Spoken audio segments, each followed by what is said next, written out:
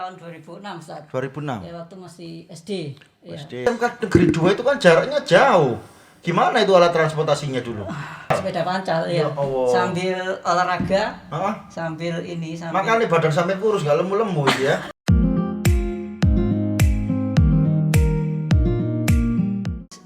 Dulu kan senam PTN itu ada apa?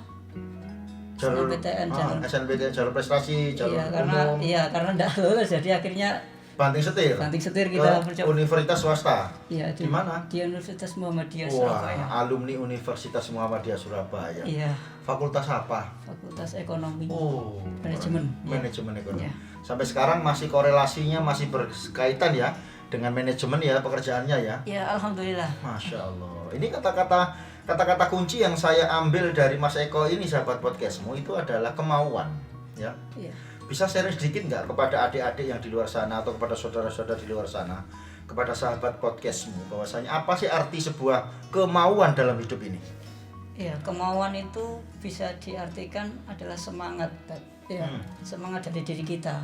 Kalaupun kita mempunyai apa ya, materi, dalam arti materi itu ada uang, terus kita nggak ada kemauan atau semangat itu mungkin nggak ada apa-apanya. Nggak ada apa-apanya. Jadi awalnya itu semangat memang. Semangat dulu ya, kemauan itu. Jadi meskipun ada kemampuan, kemampuan secara materi, kemampuan secara apapun itu, tapi kalau tidak memiliki kemauan, tidak ada apa-apanya. Iya, benar. Wah, ini menarik sekali. Oke. Selama di panti, pelajaran yang paling berharga yang bisa Samin ambil apa? Di panti, karena dulu itu di panti ada pengurus yang namanya Pak Takim. Pak Takim ya.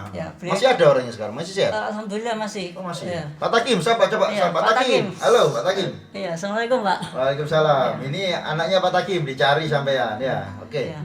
Ya, semoga nanti karena beliau sekarang posisinya tinggalnya di Magetan. Oh, jauh. Ya, kembali ke Magetan. Jadi pulang kampung di sana. Iya. Oke. Ya, semoga kita bisa bertemu lagi nanti. Pak Takim, dijanjini saya mau dikunjungi. Ya, Oke. Iya, Pak Takim beliau ini semangat. Jadi walaupun kita bukan anak kandung. Anak kandung, tapi beliau itu bisa memberikan curahannya untuk anak-anak. Jadi memosisikan sebagai ayah, bapak dan ayah ya itu. Jadi dapat teguran, dapat sanjungan dan semua itu kita rasakan dulu itu sama teman-teman. Dulu ada sekitar 21 anak yang tinggal di panti itu. Waktu angkatan Mas Eko ini ada 21 anak. Iya, macam-macam, ada SMP, ada SD, SMA itu. Oh, gitu. Iya. Terus pengalaman yang paling berharga ketika sama Pak Takim apa? Yang diingat sampai sekarang ini?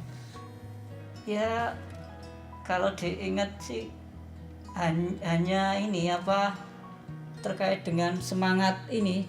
Beliau memberikan semangat itu walaupun dalam kegiatan apapun itu beliau tetap fokus bisa menyesuaikan. Jadi ketika diminta untuk membuat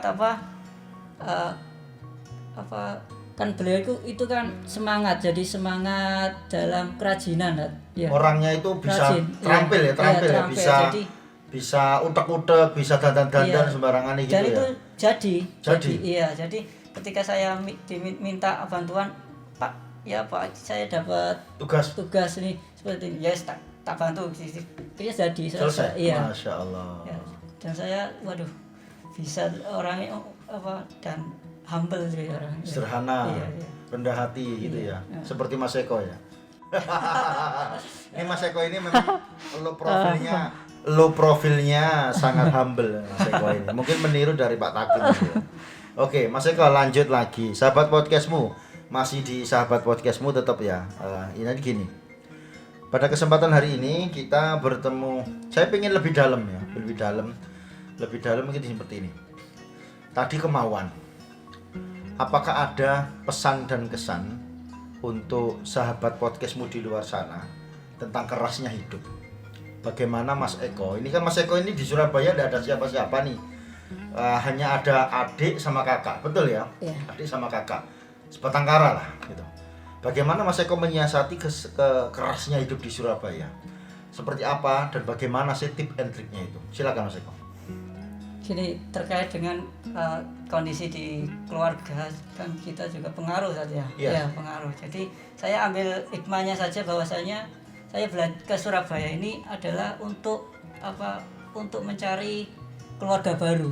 Mencari keluarga baru. Iya, jadi di Surabaya itu memang hanya ada kakak sama adik. Jadi saya mencoba untuk bagaimana kita bisa tahu banyak orang di sini dengan cara saling bersosialisasi, saling mencari orang-orang baru untuk kita ajak untuk sebagai keluarga baru gitu. Ya.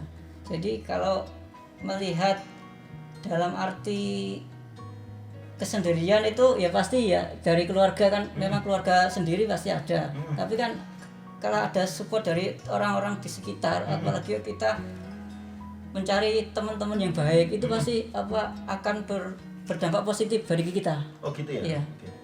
Kalau saya tampil dalam artian seperti ini, sampean ini berusaha untuk menerapkan kekuatan dari silaturahim. Jadi dengan memperbanyak silaturahim, sampean akan banyak mendapatkan kemudahan-kemudahan dari orang-orang baik yang ada di sekitar sampean. Gitu Mas Eko. Iya. Ini luar biasa ini. Ya, bagaimana jauh dari keluarga. Tuban ya asli sampean ya? Tuban perbatasan Bojonegoro. Tuban Bojonegoro. Di Surabaya sebatang kara hanya bersama kakak sekarang sudah berkeluarga. Alhamdulillah sudah tahun kemarin. Kemarin. Lain targetnya Mas Eko kapan nih nikah ini? 2021 sahabat podcastmu belum nikah ini gimana ini? Apa sudah ada jodoh atau belum? Ini bisa di-skip nggak ini? Iya. Ini harus terbuka ini sahabat podcastmu. Yang hadir di sini sahabat podcastmu itu harus open semuanya ya. Makanya sekalian saya kerjain ini Mas Eko ini ya. Ini 2021 sudah berjalan 3 bulan, 2020 sudah habis. Nah, kakaknya Mas Eko sudah nikah. Nah, kalau adiknya saya nggak mau tanya dulu. Masih adik ini Mas Eko dulu. Nah, Mas Eko, target hidup itu apa sih yang ingin dicapai dalam hidup ini? Target hidup itu yaitu jalan kita, langkah kita dari step by step itu. Iya. Kalau target hidup saya yang pertama memang tadi itu ya menikah. Wah, luar biasa. Ini penting sekali ini. Ya, target itu baru insya Allah setelah itu berkeluarga ya berkeluarga. Setelah itu ya kita. Saya tanya langsung to the point saja. Ini sahabat podcast menyaksikan semua. Ini sesi terakhir ini, sesi terakhir. Mas Eko, ini sahabat podcastmu, saya sampaikan juga kepada calonnya Mas Eko yang di luar sana. Calonnya Mas Eko yang di luar sana, barangkali menyaksikan siaran ini. Mas Eko, rencana melamar wanita idaman itu kapan?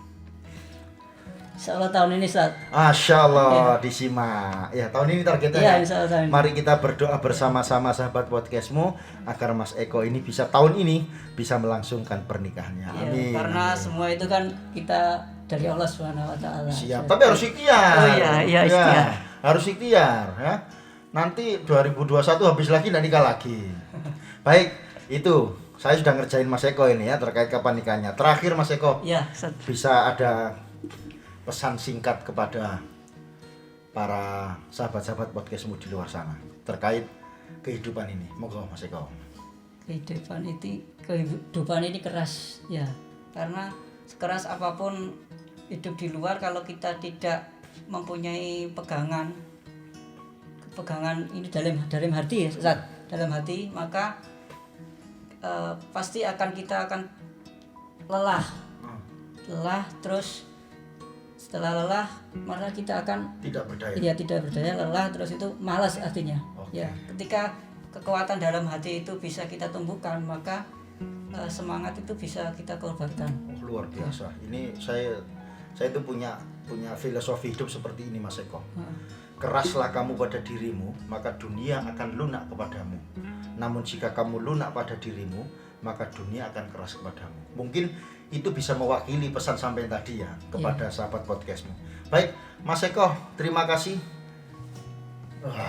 Jalali podcast, salam podcastmu. Salam. Saya terima kasih sahabat podcastmu pada siang hari ini.